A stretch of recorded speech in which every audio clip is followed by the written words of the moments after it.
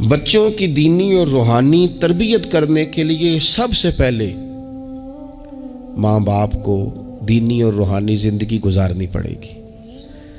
بچے جس طرح باپ کو وقت پر ڈیوٹی پہ جاتا ہوا دیکھتے ہیں، انہیں اپنے باپ کو وقت پر اٹھ کے نماز پڑھتا بھی دیکھنا پڑے گا۔ اگر اس کا کاروبار کم ہو جائے، کہیں نقصان ہو جائے، تو جس طرح وہ اسے پریشان اور بے حال دیکھتے ہیں، کاش ایسا ہو نا کہ کبھی باپ کی آنکھوں میں آنسو آئیں اور بچے پوچھیں کہ ابا جی کو کیا ہے، تو اماں کہے پتر تمہارے باپ کو حضور کا مدینہ یاد آتا ہے۔ یہ چیزیں روحانی زندگی جب ہم گزاریں گے تو بڑی جلدی ہمارے بچوں کے اندر یہ چیزیں پیدا ہوں گی۔ لیکن یہ تو نہیں نہ ہو سکتا کہ آپ فصل گندم کی بوئیں اور کاٹنا چاول چاہیں، یہ ممکن نہیں ہے۔ ہم چاہیں کہ ہم گھر میں کوئی دینی کام نہیں کریں گے، لیکن پتر تیرے اوپر پابندی ہے، تو نے سارے دینی روحانی اسلامی سارے تو نے کام کرنے ہیں۔ میرے پاس لوگ بچے داخل کرانے آتے ہیں تو ایک جملہ وہ اکثر بولتے ہیں، وہ کہتے ہیں جی میں بچہ داخل کرانا چاہتا ہوں تاکہ میری بخشش کا ذریعہ بن جائے۔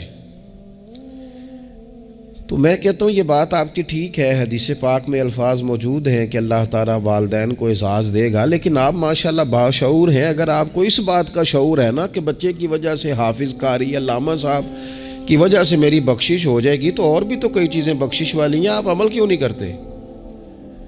ان پر آپ توجہ کیوں نہیں دیتے؟ اس طرف بھی تو آپ غور فرمائیں۔ آپ کسی اور کے ذریعے سے جو بخشش چاہتے ہیں تو کوئی ایسا کام کرے نا کہ ہم رب سے دعا کریں تو اللہ ہماری وجہ سے کسی اور پر بھی فضل فرما دے۔ لیکن ہم اپنے آپ کو تبدیل نہیں کرنا چاہتے، اپنے اندر تبدیلی نہیں لانا چاہتے۔ ہم کوئی سویرے اٹھ کے کچھ مصلی کو، عبادت کو، اللہ کو ٹائم نہیں دینا چاہتے۔ ہم گھر میں سچ نہیں بولنا چاہتے۔ کیا ہمارے بچوں کو خبر نہیں ہے کہ ہم موبائل پہ کیا دیکھتے ہیں؟ کیا بچوں سے یہ بات چھپی ہوئی ہے کہ گھر کے اندر جو مال آتا ہے وہ کس طرح کا ہے؟ کیا ہمارے بچے نہیں دیکھتے کہ ہمارے باپ کا رویہ ہماری ماں کے ساتھ کس طرح کا ہے؟ کیا وہ چیزیں بنظر غائب غور سے ملاحظہ نہیں کرتے کہ ہماری اماں کا رویہ اپنے میکے کے حق میں کیا ہوتا ہے اور باپ کے والدین کے حق میں کیا ہوتا ہے؟ وہ ساری چیزیں جو ہمارے گھر میں ہو رہی ہوتی ہیں، وہ بغیر ہمارے بتائے بچے اسے سبق لے رہے ہوتے ہیں۔ اس رستے کے وہ مسافر ہوتے ہیں جس رستے پر میرے گھر والے چل رہے ہوتے ہیں۔ تو اپنے بچوں کی اخلاقی تربیت کے لیے سب سے پہلے تو گرمیوں میں دوپہر کو سارے لوگ کی گاؤں میں سویا کرتے تھے، تو ایک بچہ، ایک نوجوان موٹر سائیکل پہ نا، اس نے بڑا سخت ہارن لگایا ہوتا تھا۔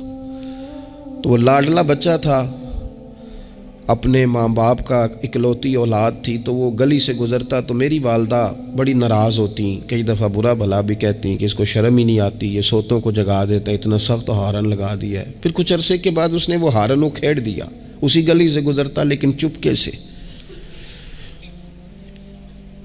تو بچہ شرارتیں کرنے والا شرارت چھوڑ جائے تو پھر بھی سوال کھڑا ہوتا ہے کہ کیوں چھوڑ گیا ہے؟ تو اماں جی کہنے لگی انہوں پوچھتے صحیح کی ہویا سو۔ میں نے اس سے ایک دن کہا کہ خیر ہے؟ تو مجھے کہنے لگا بھائی جان میرے گھر میں بیٹی پیدا ہوئی ہے۔ تو میری والدہ نے مینوں تھبکی دے کے کہ پتر ہے ہارن لا چھڑ، تیاں دے پیو انج دے کام نہیں کردے۔ میں اب صاحب اولاد ہوں، تو اگر میرا کردار اس طرح کا ہوگا تو پھر لہجہ کیا ہوگا؟ میں نے چھوڑ دیے سارے کام، چونکہ میرے گھر میں بیٹی آ گئی ہے، اور میری ماں نے مجھے کہا ہے کہ بیٹیوں کے باپ کا یہ لہجہ نہیں ہوتا، ان کے انداز بڑے شستہ بڑے صاف ہوتے ہیں، چونکہ گھر میں بیٹی نے آنکھ کھولنی ہے، اس نے وہ رنگ دیکھنا ہے۔ میں ایک دوسری بات بھی آپ کو عرض کرتا ہوں، میں کھانا کھا رہا تھا، گھر کے اندر بیٹھا تھا، تو میری گھر والی مجھ سے کہنے لگی کہ باہر بچہ بڑا بلک بلک کے رو رہا ہے مدرسے کا۔ میں نے کہا جلدی سے بلاؤ۔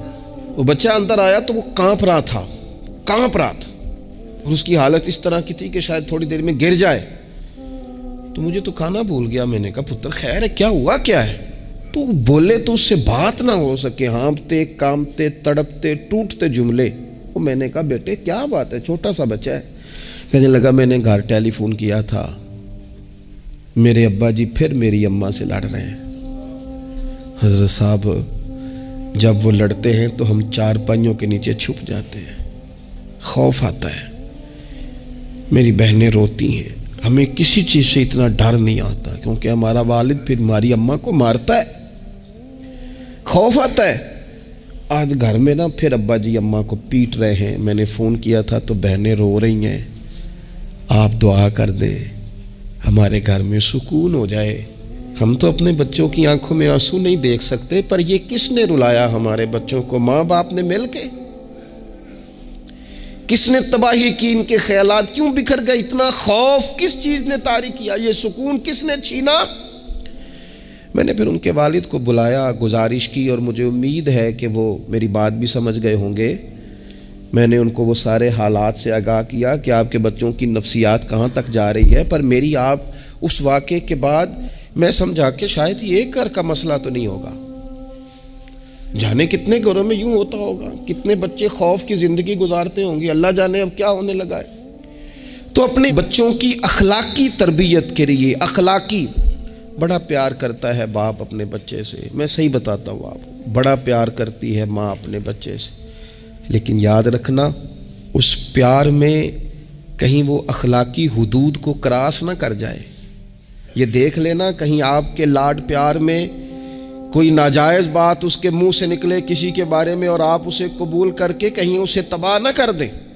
باپ میں نے دیکھا ہے یہ کام کرتے ہیں کہ بچے نے اگر کبھی کوئی تحفہ مانگ لیا ہے اور موقع آ گیا ہے تحفہ دینے کا تو باپ اوور ٹائم بھی لگاتا ہے۔ والد کہتا ہے اپنی فیکٹری کے مالک سے کہ میں تھوڑے تھوڑے کٹوا دوں گا، پر مجھے بچوں کے لیے گفٹ خریدنا ہے، ان کے کپڑے بنوانے ہیں، بڑی جان جوکھوں میں ڈالتا ہے، اور وہ کہتا ہے کہ میں اپنے بچوں کو مایوس نہیں دیکھنا چاہتا، میں اعلیٰ سے اعلیٰ چیز بھی لاؤں گا۔ پر آپ کو پتہ ہے اللہ کے پیارے رسول علیہ السلام نے فرمایا کسی باپ کا اپنے بیٹے کے لیے، اپنی بیٹی کے لیے سب سے بہترین تحفہ یہ ہے کہ وہ اپنے بچوں کو اچھا ادب سکھا دے۔ یہ سونا تحفہ دیا ہے باپ نے کہ اس بچے کو اس نے اچھی تربیت سے روشناس کرا۔ یہ خوبصورت تحفہ سونا، یہ کمال کر دی والد نے کہ اس نے اپنے بچے کے آداب زندگی میں ایک اچھے ادب کا اضافہ کیا۔ آپ نہ ہزاروں کا لاکھوں کا تحفہ لے کے آئیں، لیکن اس کی اخلاقی تربیت کریں، اس کے کردار میں جاذبیت پیدا کریں۔ ہو نہ آج بھی کوئی ماں ایسی جو غوث پاک کی ماں کی طرح کہے پتر بھوک کاٹ لینا پر جھوٹ نہ بولنا۔ ہو نہ کوئی ماں آج بھی ایسی جو بابا فرید کی ماں کی طرح یہ کہے پتر تجھے شکر پسند ہے پر ملے گی تب جب تو نماز پڑھ کے مصلی اٹھائے گا۔ ہو نہ آج بھی کوئی خواجہ بختیار کاکی کی ماں جیسی ماں جو سارا دن گھر میں سپارے پڑھتی رہے اور 15 سپارے یاد ہوں اور صبح شام پڑھے۔ او خدا کے بندو، کچھ چیزیں ایسی ہیں جو کردار کی روشنی سے نور پاتی ہیں، جو صرف عمل کے حسن سے دنیا کو حسین کر دیتی ہیں۔ بچوں کی روحانی تربیت، اخلاقی تربیت، ہم نا جو بچوں کو سبق دے رہے ہیں وہ محدود زندگی کا دے رہے ہیں۔ ہم مسلمان ہیں، ہمیں ہمارے دین نے کہا ہے کہ زندگی 60-70 سال کی نہیں، اس کے بعد بھی ایک زندگی ہے جو ہمیشہ رہنے والی ہے، ختم نہ ہونے والی ہے۔ ہم نے بچوں کو جتنے اسباق پڑھائے ہیں وہ دنیاوی زندگی کے لیے، روزی روٹی کے لیے، کاروبار کے لیے، شادی نکاح کے لیے، لیکن ہمیں ہمارے دین نے کہا ہے کہ انہیں وہ سبق بھی دو جو قبر میں بھی انہیں کامیاب کرے۔ قُوْ أَنفُسَكُمْ وَأَهْلِيكُمْ نَارًا، خود بھی دوزخ کی آگ سے بچو گے اور اپنے بچوں کو بھی بچاؤ گے، یہ اہتمام کرو۔ تو وہ خاص خوبصورتی جو ہمارے دین نے کہا ہے کہ ان کی اخروی زندگی میں ان کے کام آئے۔ دیکھیں نا، نبی پاک صلی اللہ تعالیٰ علیہ وسلم نے 3 چیزیں ہمارے ذمے لگائیں، فرمایا اپنی اولاد کو سکھاؤ۔ یہ باپ کے ذمے لگائی ہیں حضور نے چیزیں، ماں کے ذمے لگائی ہیں، فرمایا یہ اپنی اولاد کو سکھاؤ 3 چیزیں۔ یا رسول اللہ صلی اللہ علیہ وسلم کون کون سی؟ فرمایا ایک تو اپنی اولاد کو اپنے نبی کی محبت سکھاؤ۔ اس کا مطلب ہے ابا کو نعت پڑھنی چاہیے نا، اس کا مطلب ہے اماں کو نعت آنی چاہیے نا، اس کا مطلب ہے حضور کے قصیدے یاد ہونے چاہیے نا، اس کا مطلب ہے نا کبھی بازو تھام کے باپ کہے نا پتر چل آج فلان جگہ تجھے لے جاؤ، وہاں مدینے والے کی باتیں ہوں گی۔ اس کا مطلب ہے کہ اسے باپ کو ان سارے رستوں کا تعین تو بیٹے کا بازو تھام کے اسے کتنی جگہوں پہ لے گیا ہے. چل ایک دن یوں بھی کر، تھام اس کا بازو اور اسے حضور کے مدینے بھی لے جا کر، محبوب کے سامنے کھڑا. فرمایا اپنے بچوں کو اپنے نبی کی محبت سکھاؤ، اور فرمایا دوسرے کام یہ کرو کہ اپنے بچوں کو اپنے نبی کی اولاد کی محبت سکھاؤ.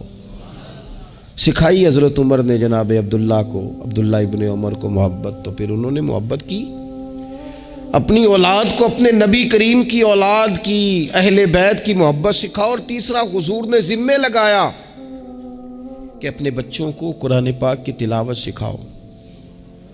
یہ ماں باپ سکھائیں، پہلے خود سیکھیں پھر اپنے بچوں کو سکھائیں. انہیں کہ پتر آ بیٹھ میرے پاس بیٹھ کے قرآن شریف پڑھ، میں تجھے پڑھاتا ہوں. تلاوت کلام مجید تو ہر مسلمان کے لیے صحیح تلفظ سے سیکھنا ضروری ہے، تو پہلے سیکھیں پھر سکھائیں. تو ان کی اخلاقی تربیت، روحانی تربیت، دو انسان کی تربیت کے مزاج ہوتے ہیں، ایک اس کی ظاہری تربیت ہوتی ہے، ایک اس کی باطنی تربیت ہوتی ہے. اس کے ظاہر کا بھی خیال کریں. نبی پاک علیہ السلام کے سامنے ایک بچہ کھانا کھا رہا تھا تو جہاں سے مرضی کھا رہا تھا، تو اللہ کے پیارے رسول صلی اللہ تعالیٰ علیہ وسلم نے فرمایا سیدھے ہاتھ سے کھاؤ اور اپنی سائیڈ سے کھاؤ، اللہ تمہیں برکت عطا کرے گا. بچوں کو اخلاق کا، آداب کا طریقہ بھی بتایا جائے. ہمارے ہاں نا شادی سے واپس آ کر، محفل سے واپس آ کر بچوں کو ڈانٹا جاتا ہے کہ آج تو آپ نے بڑی انسلٹ کرا دی، آپ کو روٹی نہیں کھانی آئی. تو بھئی یہ بچوں کو آپ ڈانٹے نہیں، یہ تو آپ کو چاہیے تھا کہ اس سے پہلے سکھایا جاتا کہ کھانا کیسے ہے، بیٹھنا کیسے ہے، جانا کیسے ہے، کسی سے سلام کلام کیسے کرنا ہے. یہ ڈانٹنے کی بات ہے؟ یا استاد کو چاہیے تھا کہ اپنی کارکردگی پر غور کرتا، بجائے اس کے کہ اپنی کارکردگی کو دہرایا جائے. الٹا آپ اس شخص کو ڈانٹ رہے ہیں جو زیر تربیت ہے. اور پھر بعض اوقات یہ ہوتا ہے کہ بچوں کو اس طرح ڈانٹا جاتا ہے، ہمارے صوفیاء نے لکھا ہے جب بچے پہ غصہ آئے تب اسے سزا نہیں دینی،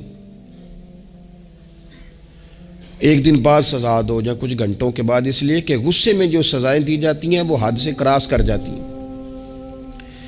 بچوں کو مناسب انداز میں سزا دینا بھی شریعت میں موجود ہے. سب سے زیادہ حضور پیار کرتے ہیں امت سے، لیکن نبی پاک صلی اللہ تعالی علیہ وسلم نے فرمایا 7 سال کے بچے کو نماز کا کہو اور 10 سال کا نہ پڑھے تو سزا دو.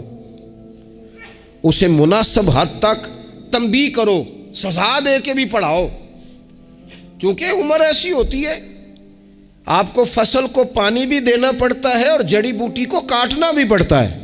اب کو بندہ کہ نہیں میں بڑے مہربان طبیعت کا مالک ہوں جی، میں جڑی بوٹی کیسے کاٹوں؟ تو بھئی جڑی بوٹی کو کاٹنا بھی فصل سے پیار ہی ہے، اس پر بھی توجہ ہونا چاہیے. ایک مناسب مقدار میں آپ کسی چیز کو بھی رکھیں، افراط اور تفریط سے پاک. بچے کو مناسب حد تک آپ تنبیہ کریں، اس کی ظاہری باطنی تربیت پر توجہ دیں. حضرت عمر بن عبدالعزیز رحمۃ اللہ علیہ کے والد مصر میں ہوتے تھے، اور جناب عمر بن عبدالعزیز حضرت صالح بن کسان رحمۃ اللہ علیہ ایک محدث تھے، ان کے پاس مدینہ طیبہ میں تعلیم حاصل کرتے تھے. تو آپ نے اپنے استاد صاحب کے پیچھے عصر کی نماز پڑھی تو ایک رکعت آپ کی لیٹ تھی، اٹھ کے آپ نے نماز پوری کی. تو حضرت صالح بن کسان محدث تھے، عالم تھے، حدیث پاک کو جاننے والے. وہ حضرت عمر بن عبدالعزیز سے کہہ رہے ہیں بچپن ہے اور والد مصر میں. انہوں نے پوچھا بیٹا کہاں تھے؟ نماز میں ایک رکعت میں میں نے دیکھا کہ آپ نے دیر سے نماز پڑھی ہے. تو عرض کرنے لگے میں نا حضور کنگھی کر رہا تھا. بعض بچے آئینے کے سامنے کھڑے رہتے ہیں پھر بڑی بڑی دیر ہی کھڑے رہتے ہیں. کنگھی کر رہا تھا تو ذرا دیر ہو گئی. حضرت صالح بن کسان رحمۃ اللہ علیہ نے ان کے والد کو مصر میں خط لکھا، فرمانے لگے جوانی بھی ہے، موقع بھی ہے، فرصت بھی ہے، اور ابھی بھی آپ کا بیٹا جماعت سے نماز نہیں پڑھتا. مصر میں خط گیا. آج جب میں نے پوچھا ہے تو اس نے کہا میں کنگھی کر رہا تھا. اتنے معمولی سے کام کے لیے اس نے تکبیر اولیٰ چھوڑ دی. اب وہاں مصر میں بیٹھے والد نے یہ نہیں کہا کہ مولوی صاحب آہستہ آہستہ ٹھیک ہو جائے گا، آپ کو کیا ہو گیا ہے، کوئی بات ہے کرنے والی. انہوں نے وہاں سے گھوڑے پہ بندہ دوڑایا، بندہ مدینہ طیبہ آیا. اس نے کہا جاتے ہی عمر بن عبدالعزیز کو لے جانا حجام کے پاس اور اس کے سارے بال اتروا دینا، اور اسے کہنا پتر جن بالوں کی وجہ سے نماز رہ جائے ان بالوں کو سر پہ نہیں رہنا چاہیے. تیری جماعت کی رکعت رہ گئی پتر، اتنا بڑا کام اللہ کے حضور حاضری کا موقع تھا۔ پھر اس کا ریزلٹ کیا نکلا؟ حضرت عمر بن عبدالعزیز بادشاہ بنے، 39 سال عمر میں انہوں نے پوری امت کو خیر سے بھر دیا۔ حشام بن عبد الملک کے بھی 11 بیٹے تھے، جناب عمر بن عبدالعزیز کے بھی 11 بیٹے تھے۔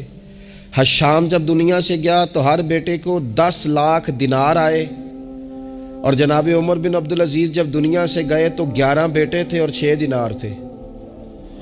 اور جاتی دفعہ کہنے لگے پتر اپنے باپ پہ شکوہ نہ کرنا، تمہارا باپ بزدل تھا، 2 رستے تھے، یا تو میں اپنے لیے جہنم کٹھی کرتا اور تمہارے لیے جائیداد بناتا، لیکن میں بزدل تھا، دوزخ سے ڈر گیا، میں جائیداد نہیں بنا سکا، اپنے باپ کو معاف کر دینا۔ تو بچے کہنے لگے ابا جی ہم جس گلی سے گزرتے ہیں لوگ اٹھ کے کھڑے ہو جاتے ہیں کہ نیک باپ کی اولاد جا رہی ہے، اچھے باپ کے بچے جا رہے ہیں، ہمیں کوئی ضرورت نہیں جائیدادوں کی۔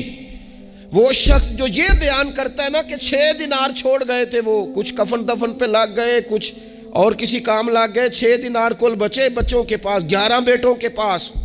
لیکن وہ شخص کہتا ہے وہ جو 10 لاکھ دینار حشام بن عبد الملک کے بچوں کو آئے تھے، وہ مسجدوں کے سامنے بھیک مانگا کرتے تھے، کیونکہ جب بچوں کو بنا اس طرح کا دیا گیا کہ کھانے میں پینے میں موج میں اڑا دیا مال، اور یہ جو 6 دینار 11 بیٹوں کو دے کے گیا، رب نے اتنی برکت دی کہ ایک ایک بیٹا ایک وقت میں 100 گھوڑے مال کے بھرے ہوئے رب کے رستے میں خیرات فرمایا کرتے۔ اصل دولت اولاد ہے، اصل دولت اس کا اخلاق ہے، اصل دولت اولاد کی اخلاقی تربیت ہے۔ ایسا نہ ہو کہ مال کمانے کے چکر میں اصل دولت سے ہاتھ دھو بیٹھے، ایسا نہ ہو کہ بینک پیسوں سے بھر جائے اور ہماری اولاد ہاتھوں سے نکل جائے، ایسا نہ ہو کہ ہم نے یاروں کو ٹائم دے دے کے تو بڑی دور نکل گئے ہم، لیکن ہمارے بچے کے ذہن میں چند سوالات تھے، ہم انہیں مطمئن نہیں کر سکے، ہم نے نوکروں کے ذمہ ڈال دیا، فلانے کے ذمہ ڈال دیا، چچا کے ذمہ ڈال دیا، وقت نہیں دیا، ٹائم نہیں دیا۔ کائنات میں سب سے مصروف زندگی رسول کریم کی ہے، پر حضور تو انہیں کندھوں پر بھی بٹھایا کرتے تھے، نماز میں بھی بچے ساتھ آ جاتے تھے اپنی، اور پھر بچوں کو احساس دلائیں کہ سب انسان برابر ہیں، انہیں تقوی کا درس دیں۔ آپ نے ناراض نہیں ہونا، امیروں کے بچوں کو یہ سبق دیا جاتا ہے کہ تہاڈا سٹیٹس نہیں ہو تسی فلانے نال کھیڈن ڈیس ہو۔ حضرت عمر کے زمانے میں ایک گورنر کے بیٹے نے ایک غریب کے بیٹے کو مارا تھا، تو حضرت عمر نے گورنر صاحب کو معزول کر کے اونٹ چرانے پہ لگا دیا۔ لوگوں نے کہا ابے کا کیا قصور ہے؟ فرمانے لگے اس کا بھی تو قصور ہے نا، اسی نے تو اسے بتایا کہ تو گورنر کا پتر ہے، اگر وہ بتاتا کہ بیٹا قانون سب کے لیے ایک جیسا ہے تو یہ کام نہ ہوتا۔ چھوڑ دو، کمی اور چودھری کی تقسیم، تمہاری اولادیں بچ جائیں گی۔ چھوڑ دو امیر اور غریب کا فرق، بچے متقی اور پرہیزگار ہو جائیں گے۔ چھوڑ دو یہ سٹیٹس کا دھندا، تمہاری اولاد کے دل سے کبر اور تکبر نکل جائے گا۔ محبوب نے یہ فرق مٹا کے ہمیں بتایا ہے کہ اخلاق حسن ہے، کردار معیار ہے۔ تمہارے اندر اگر تقوی کی دولت آتی ہے تو یہ اصل اعزاز ہے۔ خوش قسمت ہے وہ باپ جس کو کوئی آ کے کہے کہ تیرے بیٹے کو نماز پڑھتے دیکھا ہے۔ میں نے ایک جگہ ایک تراویح پڑھی، تو میرے ساتھ ایک صاحب تراویح پڑھ رہے تھے، وہ روتے جا رہے ہیں، تو میں یہ سمجھا کہ شاید ان کو قرآن مجید کی سمجھ آ رہی ہے، چلے تھوڑا بہت، میں بھی طالب علم ہوں قرآن پاک کا، تو میں نے کہا ایسی آیات تو نہیں ہے اتنا رونے والی، لیکن بہت ہی رو رہے ہیں۔ تو 2 رکعتوں کے بعد میں نے ان سے کہا کہ اب تو آپ کی کیفیت وہاں چلی گئی ہے کہ نماز میں اتنی آواز نکلنی نہیں چاہیے، کیا مسئلہ ہے؟ تو کہنے لگے حضرت صاحب میرا پتر پہ تراویح پڑھانا ہے۔ تو یہ دیکھیں نا، یہ بہت بڑی خوبصورتی ہے، لیکن یاد رکھیں اس کا حافظ قاری عالم ہونا بھی بڑی بات ہے، لیکن شرط یہ ہے کہ وہ اخلاقی طور پر اگر ایک اچھا انسان بن جائے تو پھر بھی بڑی بات ہے۔ اگر آپ کو یہ کوئی آ کے بتائے کہ میں جا رہا تھا چکی پہ گندم لے کر پسوانے کے لیے، لیکن تیرے بیٹے نے تو جلدی سے موٹر سائیکل روکا ہے، اس نے کہا چچا جان مجھے دینا، میں چھوڑ کے آتا ہوں، اور میں جا رہا تھا ڈاکٹر کی طرف دوا لینے، لیکن اس نے کہا کہ آپ ادھر میرے ساتھ آئے نا، میں جاتا ہوں آپ کو لے کر کے۔ یہ بہت بڑا اعزاز ہے. بچوں کو اخلاقاً مضبوط کر دینا، ان کے کردار کے اندر وہ خوبصورتی لے آنا. میں بڑے درد سے آپ سے عرض کروں، ہم اپنی اولاد کی تکلیف نہیں دے سکتے، دیکھی نہیں جاتی، کیسے دیکھیں گے؟ تو مجھے بتاؤ، کیا خدا نہ خواستہ اللہ تعالیٰ سب کو محفوظ کرے، قیامت میں اگر اولاد کو عذاب ہوگا تو دیکھا جا سکے گا؟ اور اگر نہیں دیکھ سکتے تو پھر خدا را کبھی بھی انہیں رزق حرام نہ کھلانا. تھوڑی روٹی لیکن حلال، تھوڑا مال مگر جائز، سادہ سواری مگر جائز پیسوں. میرے نبی پاک صلی اللہ علیہ وسلم نے فرمایا، جو گوشت حرام سے پلے گا وہ جنت میں نہیں جائے گا. اپنے بچوں کے لیے رزق حلال کا بندوبست کریں. جس طرح ڈھونڈ کے لاتے ہو نا بچوں کے لیے اچھا گوشت، ڈھونڈ کے لاتے ہو نا بچوں کے لیے وہ غذا جس میں ملاوٹ نہ ہو، ڈھونڈ کے لاتے ہو نا بچوں کے لیے وہ والا کھانا جو غیر معیاری نہ ہو، معیاری ہو، ڈھونڈ کے لاتے ہو نا خالص چیزیں اپنے بچوں کے لیے، اسی طرح ان کے لیے طیب اور طاہر رزق بھی لے کے آؤ تاکہ ان کے اندر روحانیت پیدا ہو، تاکہ تقوی کی روشنی دوڑے. امام حسن رضی اللہ تعالیٰ عنہ مسجد نبوی شریف میں تشریف لائے تو صدقے کی کھجوروں کا ڈھیر لگا ہوا تھا. ایک کھجور بچپنا تھا، اٹھا کے منہ میں رکھ لی. اللہ کے رسول صلی اللہ علیہ وسلم نے انگلی ڈال کے نکال دی. فرمایا، پتر میری اولاد کے لیے صدقہ جائز نہیں ہے. انگلی ڈال کے حضور نے نکال دی. ہمیں یہ سبق دیا کہ تمہاری اولادوں کے قریب صرف وہ رزق جانا چاہیے جنہیں رب رسول نے ان کے لیے جائز رکھا ہے. اگر گلے میں انگلی ڈال کر بھی تمہیں وہ لقمے نکالنے پڑے تو نکال دینا. یہ طریقہ تمہارے لیے تمہارے نبی نے رکھا ہے، ان کے قریب حرام نہ جانے دینا، ورنہ ہم ڈھونڈتے پھریں گے. دوستو، ہم ڈھونڈتے پھریں گے، چیزیں کہیں کی کہیں پہنچ جائیں. خدا را ان کا قصور کیا ہے نونہالوں کا؟ یہ تو ہماری گود میں پلتے ہیں، کیوں ہم انہیں وہ والا مال لا کے دیتے ہیں جو ان کے لیے جائز نہیں؟ کیوں ایسی چیزیں انہیں فراہم کرتے ہیں کہ ان بیچارے بھولوں کو پتہ ہی نہیں ابا کیا کچھ لے آیا؟ طیب، حلال، پاکیزہ، صاف ستھرا، معیاری ان کے لیے غذا کا بندوبست کریں. اور ان کے لیے ایک بات اور آپ کو آخر میں عرض کرنی ہے، یہ آپ نے نا میری منت سمجھنی ہے. اس طرح بچوں کو نسخے بتاتے ہیں نا کمائی کرنے کے، اس طرح انہیں ہنٹس دیتے ہیں نا دنیا میں چھا جانے کے، اس طرح آپ اپنے بچوں کو وظیفے بتائیں، انہیں اذکار کی فضیلت والد صاحب بتائیں. کیوں؟ کہ یہ میرے نبی پاک کا طریقہ ہے صلی اللہ تعالی. دیکھو نا، حضور کے دروازے سے سب کو سب کچھ ملتا ہے نا. اور صحابہ کہتے ہیں جو چیز نہیں سنی نا کبھی وہ لفظ نہیں ہے، یہ لا نہیں ہے، یہ سنا ہی نہیں کبھی. لیکن نبی پاک صلی اللہ تعالیٰ علیہ وآلہ وسلم نا سحری کے وقت سیدہ فاطمہ آرام فرماتی سحری کے وقت، تو حضور نے ہماری تعلیم کے لیے، ہمیں سمجھانے کے لیے بیٹی کو پاؤں سے پکڑ کر اٹھایا. فرمایا، فاطمہ اٹھو، یہ تو رب سے رزق مانگنے کا وقت ہے. اٹھو، طلوع فجر سے طلوع صادق تک اللہ تعالیٰ رزق تقسیم کرتا ہے. اٹھو، مصلے کو آباد کرو. شاید یہی وہ سبق تھا کہ امام حسن کہتے ہیں پھر میں نے اپنی ماں کو ساری رات ہی مصلے پہ دیکھا، سارا دن ہی دعائیں مانگتے دیکھا. او دیکھو میرے دوستو، حضور کے دروازے سے سب کو سب کچھ ملتا ہے، پر جب سیدہ فاطمہ نے کہا تھا نا یا رسول اللہ غلام مل جائے، تو کریم رسول نے بیٹی کو وظیفہ دیا. چلو حضور کی سنت سمجھ کے ابا جی ایک وظیفہ بتائیں نا اپنی بیٹیوں کو. بتائیں گے انشاءاللہ؟ چلو ایک وظیفہ بتائیں نا بیٹوں اور بیٹیوں کو، اور کہیں کہ یہ میں بھی پڑھتا ہوں، بڑی برکت والا ہے، پتر تو بھی پڑھا کر. یہ وظیفہ بتائیں گود میں بٹھا کے. میں نے کہا ہم ہنٹس دیتے ہیں مال کمانے کے، یہ بھی تو دو نا. تو نبی پاک علیہ السلام نے کہا پتر غلام تو میں مدینے کے غریبوں پر تقسیم کروں گا، لیکن تجھے ایک وظیفہ دیتا ہوں، 33 بار سبحان اللہ پڑھا کر، 33 بار الحمدللہ پڑھا کر، 34 بار اللہ اکبر پڑھا کر. جب بھی یہ وظیفہ ختم ہوگا رب غلام آزاد کرنے کا ثواب عطا فرمائے گا.